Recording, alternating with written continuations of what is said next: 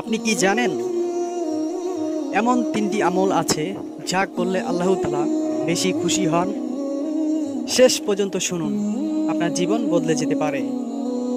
Number 1, রাসূলুল্লাহ সাল্লাল্লাহু আলাইহি সাল্লামকে জিজ্ঞাসা করা হয়েছিল, আল্লাহর কাছে কোন কাজটি সবচেয়ে প্রিয়? তিনি বললেন, সময় মতন সালাত আদায় করা। নাম্বার 2, দ্বিতীয়ত, আল্লাহ তাআলা বেশি খুশি হন যখন একজন সন্তান তার বাবা মার জন্য খেজমত বা দেখাশোনা দায়িত্ববানের মতো কাজ করে।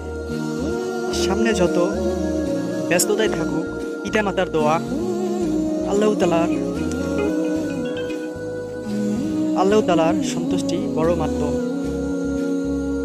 নাম্বার 3, তৃতীয় কাজটি হলো আল্লাহর রাস্তায় জিহাদ করা, অর্থাৎ তার ধর্ম এবং ন্যায়ের প্রতি সংগ্রাম করা। এই আমলের ফজিলত কেবল আল্লাহই জানেন। ভিডিওটি শেয়ার করুন যাতে অন্যরাও জানে এবং আমল করতে পারে। আশা করি আমাদের ইসলামিক ভিডিও ভালোবেসে থাকলে চ্যানেলটি সাবস্ক্রাইব করে সঙ্গেই থাকবেন। আল্লাহ হাফেজ।